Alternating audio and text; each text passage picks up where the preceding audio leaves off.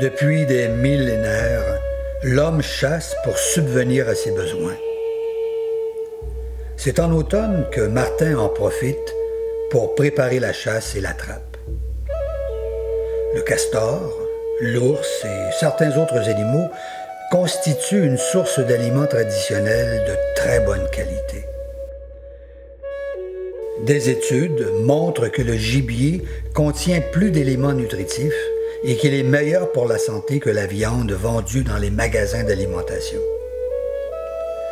La viande que Martin et sa famille ne mangent pas est laissée dans la forêt pour nourrir d'autres animaux pendant le long et dur hiver canadien. Tout est utilisé.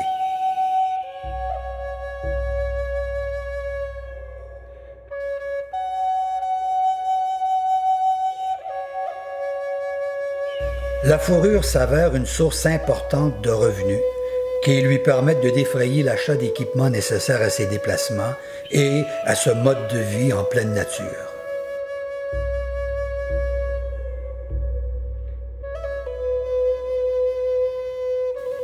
La pourvoirie, lac de l'Indienne, est un coin de paradis qui se situe au cœur du Pontiac, dans la région de l'Outaouais, à environ 90 minutes d'Ottawa, la capitale nationale. L'histoire du développement de la région de l'Outaouais est intimement liée à cette région du Pontiac où l'on trouve les plus anciennes traces d'occupation humaine. L'étendue naturelle de la région descend doucement du bouclier canadien jusqu'à la rivière des Outaouais. Cette rivière fut, pour des siècles, l'axe majeur de commerce et de transport dans la région. Elle fut aussi la voie par laquelle les premiers voyageurs ont découvert l'intérieur du Canada.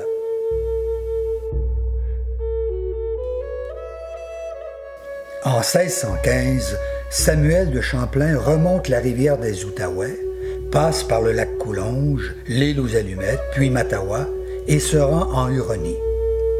À cette époque, la vallée de l'Outaouais n'est qu'un lieu de passage que les coureurs de bois utilisent pour se rendre au Grand Lac et à la baie d'Hudson. Vers 1675, le coureur des bois et commerçant de fourrure Louis d'Aillebout, aussi appelé sieur de la Madeleine et de Coulonge, établit un magasin de fourrure à l'embouchure de la rivière Coulonge. Il y fait commerce avec les Algonquins et les Atikamekw du lac de l'Indienne. Commerce qui dura plus de 100 ans à cet endroit. Beaucoup plus tard, de nouvelles municipalités furent créées.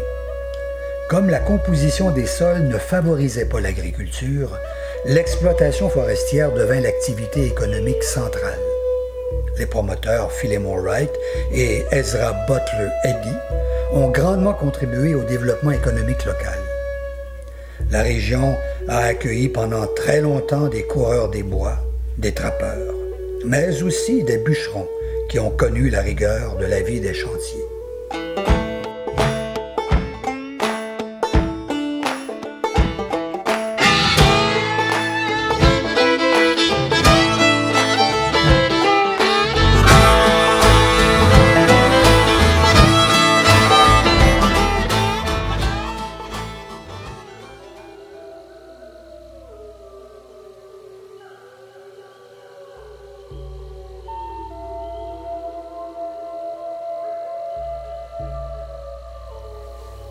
Avec le retour de l'automne, Martin est impatient d'aller installer ses pièges en forêt.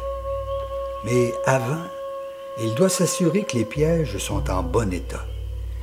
Au besoin, il doit avoir à réparer ceux qui sont défectueux. La plupart des pièges que Martin utilise sont aussi dangereux qu'une arme à feu. Il est donc très important qu'il prenne le temps de les vérifier. Et très souvent, il est obligé de remplacer certaines pièces. Les pièges que Martin utilise pour capturer les animaux à fourrure sont conçus de façon à les attraper à partir de la nuque et ce jusqu'à la base de la cage thoracique. L'impact sur l'animal est mortel. Par conséquent, il est donc important que les pièges soient propres et qu'il n'y ait pas de rouille. Après s'être assuré du bon fonctionnement de chacun de ces pièges, Martin complète leur préparation en s'attardant à certains détails. Qu'est-ce qui est pour l'entretien des pièges? On va vérifier, il y a plusieurs étapes à ça. Quand on finit les saisons, nous, quand je finis mes saisons de trapage, je finis avec la castor de remusqué. Donc, c'est proche de la saison du sirop d'érable. Quand je finis, je ramasse mes pièges, je mets ça dans des bacs. D'habitude, je ne retouche pas durant l'été. Je vais sortir ça au mois d'août, septembre. Qu'est-ce que je vais faire? Je vais les nettoyer, parce que souvent, il y a du foin après, de la boue, toutes sortes de choses.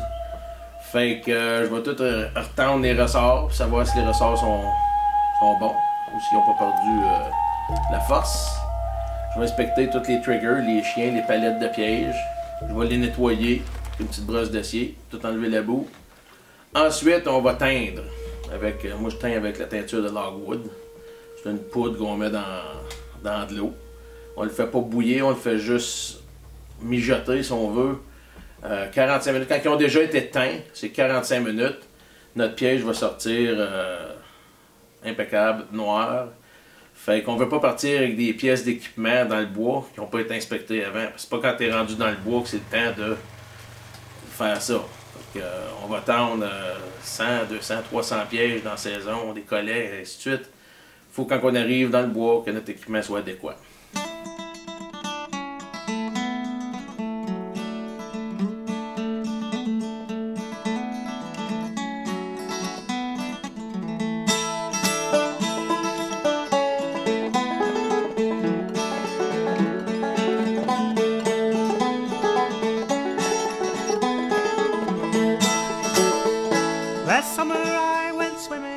Last summer I might have drowned, but I held my breath and I kicked my feet and I moved my arms around.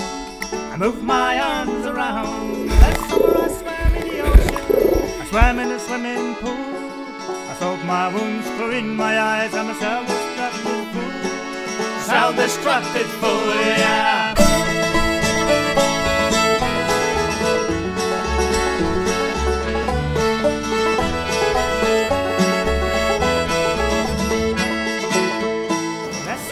On va toujours choisir une journée qui fait assez chaud. Parce que quand on va cirer nos pièges, teindre nos pièges, quand on les sort, il ne faut pas qu'ils refroidissent trop vite parce qu'on va mettre de la cire après dessus. Puis s'il fait trop froid, notre cire va s'écailler, va faire des flakes. On va commencer par teindre nos pièges. Un sac va faire 1 à 2 douzaines de pièges. Ça dépend de la grosseur des pièges, ça dépend s'ils ont déjà été teints. Quand ils sont neufs, les pièges, c'est pas le même procédé. On va juste y mettre de l'huile dessus pour pas que les pièges rouillent en attendant de se faire vendre. Fait qu'on va les bouillir dans le savon. Après qu'ils vont avoir été dégraissés, là je vais mettre mon logwood. Puis les pièges neufs vont être plus durs à teindre à cause qu'ils sont neufs, ils n'ont pas été oxydés encore. Ceux-là, c'est qu'ils ont déjà servi. Fait que c'est une affaire de rien, les reteindre et les cirer. Qu'est-ce qu'on va faire? C'est qu'on va mettre notre poudre dans notre récipient. Quand on met notre récipient qu'on va bouillir soit d'une cuve, moi on a pris une poubelle, des fois ça peut être un 45 gallons coupé. On va m'encher pour mettre un fond double. On va juste mettre des roches avec un autre tôle en dessous pour pas que ton piège, tes springs soient direct sur le feu en dessous. Ça peut affecter l'efficacité des springs. Fait que je m'arrange pour être à peu près à 2 pouces là, du fond. Qu'est-ce qu'on fait? On rouvre notre sac. On met notre chose.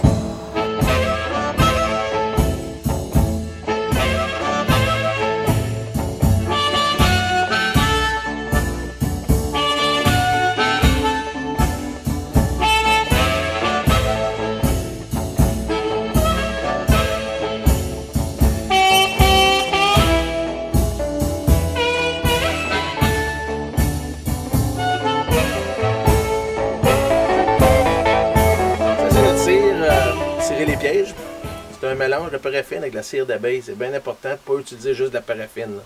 Ça vient trop sec, ça ne reste pas sur le piège. Cire d'abeille, il faut qu'il y ait de la cire d'abeille dedans. C'est un mélange qu'on a déjà tout fait. Là. Pas trop cher non plus. Qu'est-ce qu'on va faire? On va le mettre dans notre la cire. Le bloc de cire, on va le mettre dans notre bouillotte. Puis quand on va sortir les pièges, la cire va tout fondre. Il va y avoir peut-être un quart de pouce de cire sous le top. C'est chaud. Quand on sort nos pièges, en sortant, ça va tout coller après le piège. Ça va tout faire les petites craques, tout. On sort ça, On les secoue un petit peu, on les pend. Et vu qu'il ne fait pas trop froid, la cire va bien coller sur le piège. À partir de ce moment-là, si on veut manipuler le piège, mettons que c'est pour des canidés, qu'il ne faut pas qu'il y ait notre senteur. Après qu'ils ont séché, on les prend avec des gants, parce que la cire va neutraliser toute notre odeur. On va les suspendre, il y en a qu'est-ce qu'ils font, ils les suspendent dans le bois, ou on peut les suspendre dans le shed ici, en autant qu'on ne les touche pas, ou tu les mets dans une poche de moulée vide, avec des branches de sapinage dedans. Tu le roules, ça peut être un sac de plastique, tu le mets dans un bac, tu ne retouches plus jusqu'à temps de trapper avec. Comme ça, quand tu vas sortir, tu le prends avec des gants, il reste zéro odeur humaine dessus. Ici, on a un piège avec une attache à grappin. C'est pour montrer la différence que ça va avoir de l'air, mais qui sort. C'est un piège à loup. Là, on va le teindre. Puis, là, on peut voir, là, tu sais, il est assez rouillé. C'est juste montrer la différence. Dans 1 heure, 45 minutes, on va le sortir, puis on va vous montrer ça. Ça, c'est notre piège à loup que, 1 heure passée, je vous ai montré.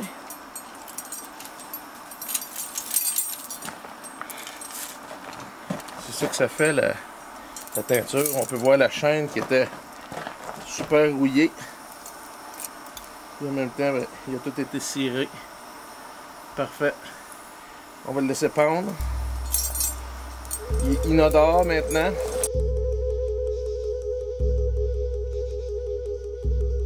Parfois, trop de cire nuit au bon fonctionnement des pièges. C'est pour cette raison qu'une fois que la cire a complètement séché, Martin va enlever le surplus qui s'est logé dans certaines cavités. C'est un investissement de temps important pour lui, parce qu'il s'assure d'avoir des pièges performants qui n'endommageront pas la fourrure et qui lui dureront plus longtemps. Ça le protège contre l'eau, contre le gel. Tes chiens, tes palettes de pièges, tes triggers vont marcher super bien même quand ça gèle. Donc c'est un gros plus. Moi j'achète le bon équipement, je veux le garder. C'est au début des années 1960 que les principaux responsables du commerce des espèces sauvages ont compris l'importance d'instaurer une réglementation pour assurer la survie de cette ressource. Tout bon trappeur doit s'assurer de respecter l'environnement et la faune. Martin est un dessus là. Il exerce une bonne gestion de son territoire afin de conserver un niveau de population qui lui assurera une récolte durable sans pour autant épuiser la ressource.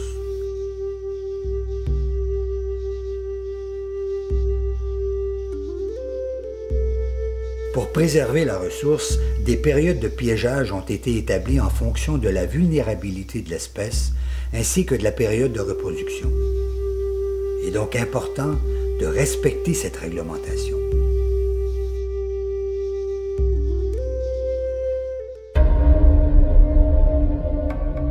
Après avoir teint les pièges, Martin se rend à son camp de trappe, qui est situé à plusieurs kilomètres. Une fois sur place, il s'occupera d'y faire l'entretien avant l'arrivée de l'hiver.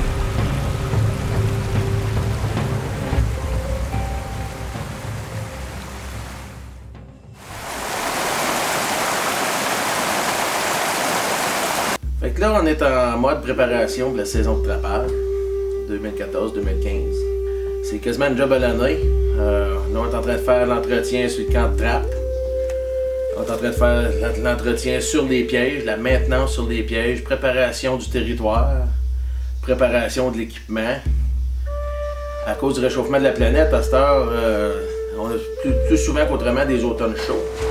Donc moi, ce que je vais faire, je vais attendre peut-être mi-novembre avant de trapper. Ça donne l'occasion aux chasseurs de chevreuils de passer. Comme ça, on n'a pas besoin de chicaner avec personne. Les chasseurs de chevreuils sortent, nous autres on rentre. Puis l'entretien sur le camp de trappe, on va faire un nouveau deck, changer le poêle à bois, réparer les cheminées. Fait qu'il y a toujours quelque chose à faire, du bois de poêle ou... C'est un job à l'année. Pour ceux qui... Il y en a qui font ça comme hobby, ça c'est différent. Mais pour ceux qui le font comme nous autres, là, je me considère comme un trappeur de métier. Donc ça demande de préparation. Puis du travail à l'avance.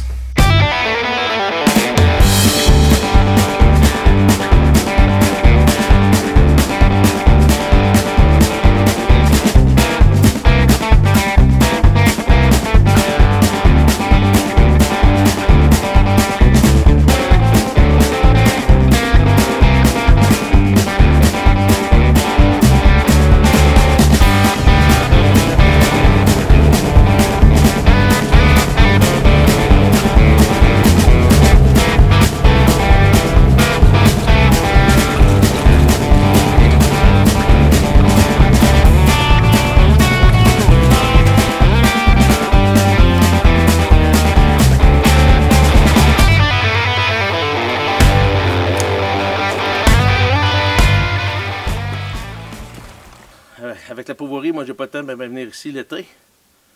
Mais là, la pêche est fermée à pourvoirie.